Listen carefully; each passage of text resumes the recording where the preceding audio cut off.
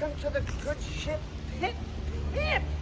We happen to be in Santa Cruz County, in specifically Ben Lomond, and we're visiting with noted sommelier Mark Bright of Saison Vineyards. I've known Mark for, almost 20 years. Yes, sir. Is that right? Yes, sir. Absolutely. So Mark has an exceptional line of absolutely stunning wines, Partage, which is the name of this lovely chateau, and his Saison wines. And he has some extraordinary restaurants up in San Francisco, notably Saison and Angler. And we're going to taste this utterly lovely 2018 Rosé of Syrah, and then his 2018 Saison Riesling from Cienega Valley, and specifically Wirtz. Is that right? Yes, Wirtz Vineyard. Wirtz Vineyards. And then finally, the Pinot Noir from Monterey County. And this is the Coast View Vineyard, which happens to be the highest elevation vineyard in all of Monterey County, correct? Yep, yeah, 2,400 feet. 2,400 feet. So, Mark, tell us about this rosé, please. So this rosé, 2018 was the first vintage that I ever made rosé. Never made a rosé before, didn't have a lot of experience, but 2018, for us in the vineyards, I mean, the grapes were so beautiful, and there was such a great bounty of them, and it was easy for us to use what we normally have our single vineyard Syrahs. We went back to and did a second picking to make this rosé. The quality of the fruit was amazing, and we brought it into the winery. I never made rosé before, and I thought, as a young winemaker, I had a romantic idea of doing a hand press, basket press, so we could just bleed the color just enough for this rosé. I've never done it before, and because normally we use pneumatic presses, but thank you very much. You're very welcome. Yeah. Something I'll never do again. Because if you've ever used a hand basket press, how they did hundreds of years ago, it's not as romantic as you think. It was really difficult. So bloody there's a hard lot work. Oh, bloody, yeah. It's blisters and blood and pain that went into this wine, but it came out. Is that just the like color from the blood? Just from bleeding in one press. That's No, it. but not the blood from your hands. Maybe a little bit, yeah. Okay, There's good. some of it in there for sure. But it's a wine that I really love. And we are going to make rosé again, but not from this vineyard, because this is a single vineyard, amazing Syrah. And this is from Boulder Creek, correct? No, this is Coast View Vineyards, yeah. in Monterey County. Wonderful. Yeah. Well, tell me and it's part of the Gavilan Mountains, which is soon going to have their own AVA. Oh, that's fantastic. Yeah, I think it's next year or the year after that. The government's approving Gavilan Mountains for their own AVA. So no longer will it say Monterey; it'll be Gavilan Mountains AVA. And where we sit here in Ben Lomond, this is actually Ben Lomond Mountain AVA, the only AVA inside of Santa Cruz County. Oh, really? Yeah. Ah. You learn something new every day, I tell you, on the Good Ship Pip Pip. So, tell us about this wine, Rosé of Syrah. I mean, for me, I love the really austere quality to this, a lot of depth. Was there some oak on this? No oak. No oak. I'm getting a kind of stemmy quality to this. When we pressed everything in the basket press, we did it whole cluster, no destemming. So it's old school as it gets, and that's when you get that texture for me. When you use stems, it gives it a texture to the palate. Because you have the acidity on the sides of the mouth, and there's no tannin, necessarily speaking, from oak that's on the side of your tongue. That's all stem tannin. So stem tannin, that's what I'm getting, is that stem. I was right for once, good Lord. Well, almost right. Anyway, this is outstanding. Now, what would you pair this with? Honestly, a sunny day, warm weather, and a picnic. Yeah, exactly. We like picnics on the Good Ship Pip Pip. Yeah. Anyway, let's move to this utterly.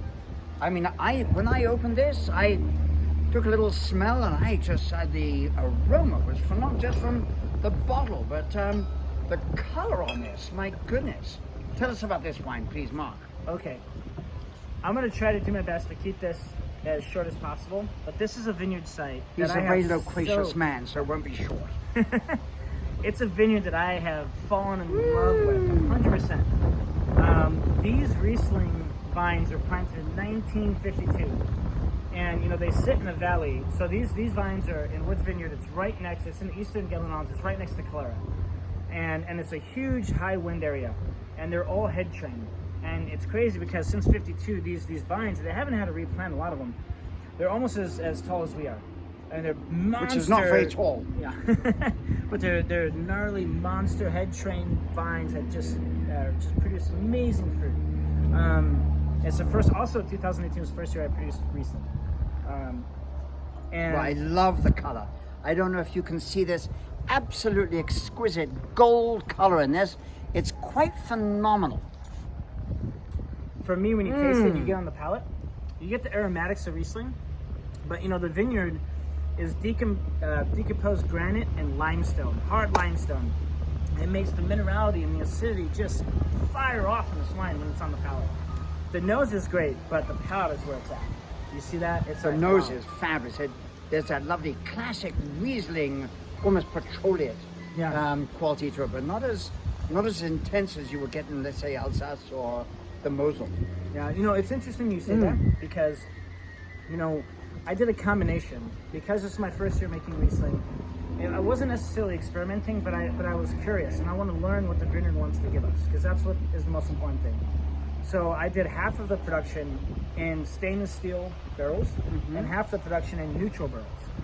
And I found that the fermentation and the production in the neutral barrel gave it a little bit of that roundness, that oiliness that you want from Riesling, Absolutely. but it retained the acidity. That oxygen exposure through the barrel was necessary. And as I produce this wine again this year, I think I'm going to use less stainless steel. I'm going to definitely do one stainless steel barrel, just because it keeps this really tight restriction to the wine. But it's the neutral barrel and the oxygen exposure that creates this beautiful fat roundness to the wine, and it allows the wine to develop in a different way, having the oxygen as opposed to cutting it off. The wine already has acidity, so it's.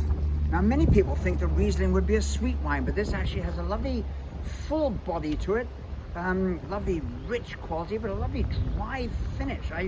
This is an exceptional wine. I think we have, when we finished, I think we were at maybe 3 grams residual sugar. 3 grams of residual sugar per liter. Yeah, so it's pretty tight. I say pip to the Riesling. Absolutely. Now, tell me the pricing on, let's say, the Partage Rosé. If you were to buy it in a store. Partage Rosé. So we don't have traditional retail presence. It's really direct, just on our website. We sell our Partage Rosé for $20 a bottle. That's a very good price. Outstanding. And the Riesling? The Riesling is $38 a bottle, which is an extremely good price too for such a great quality wine. Yeah, I think so. One of the main things for us, even though they're all single vineyard, really expressive wines, it's really important that we have to keep the price point realistic. But a lot of time and energy goes into making these wines by hand, especially this one that I had to do by hand. And literally, my hands just recovered 2 years later. Poor boy. Yeah. All right. So this is 11 months in French barrels and only 155 cases. So I would go to saisonsf.com to buy these wines, correct? Saisonwinery.com. Saisonwinery.com. Yeah. On the back it says Saison SF, but that's all right. That was before we created the winery webpage.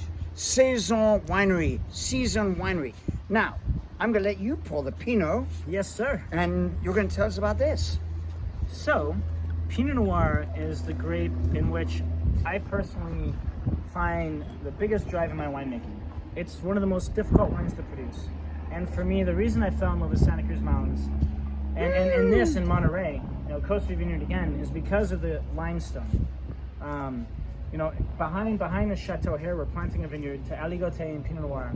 And the reason is as we cleared out the hillside, it's all limestone and sandstone based soil. It's amazing. It's something you don't find very often in California. But something that's the backbone of the hillside of the Côte d'Or in Burgundy. We have different types of limestone. It's actually older limestone here than what they have in Burgundy. But it's phenomenal in its ability to allow the vines to really break through the rock, because it's not very hard, and really dig down deep for the water it needs. We're probably going to be dry farming here, but we're not 100% sure because in California we've had a few drought vintages, and reality is reality. And we know what those Sometimes taste we like. Yeah, we know what those taste like, exactly. So, could you imagine that in the new world we have older limestone than in the old world? Yes. Good Lord! Who would have thought? Just happens that way sometimes. It does. Cheers, my friend. This is Cheers. an absolutely exquisite note. I get very, very ripe cherry, some blueberry, and definitely some ripe raspberry. Am I right? Yes, 100%. I think so too. You know, I like to think about Pinot Noir out of limestone vineyards like this in a way where you take these fresh fruits and you throw them into a leather bag and you carry them across on a horse for a couple days, and then you take them back on, you eat again, and that's where you get these kind of mountain feel. Cherries in a leather bag on a horse. I've never heard such a description. That's what I mean. I can imagine that's what it Crikey! tastes like, you know, for Wyatt Earp and everyone else keeping their fruit as they're crossing to California. Good Lord. I do use stems in this wine, 1/3, and you know, for me, you know, stem usage in winemaking, especially with Pinot Noir, can be a very dangerous thing. But I found that doing 1/3 co-fermentation is the best. So basically, we have half-ton bins that come in from the winery. We find the best, and we use that. We stomp down on them, and we get our extraction, create a liquid cap, and then we destem the other 2 half-ton bins, and then we put them all together in one, and we do our punch downs nice and gentle and easy. And we let the wine take its time, extracting everything it needs. Fermentation, generally speaking, is done naturally in natural environment. We don't heat it up. We do natural yeast fermentation. So it's a very kind of, when I say it's a very natural way of winemaking, it's not a natural wine as we think of the armpit funky stuff that everyone knows about. No, when they this think is about natural. absolutely an extraordinary Pinot Noir, and I think this will last for a long time. I get a lot of depth and great concentration in this. Well, I say pip pip to the Coastview Vineyard Pinot Noir from Saison, Mark Bright. Thank you so much. I'm from the Good Ship Pip Pip in Ben Lomond. Pip pip, pip pip.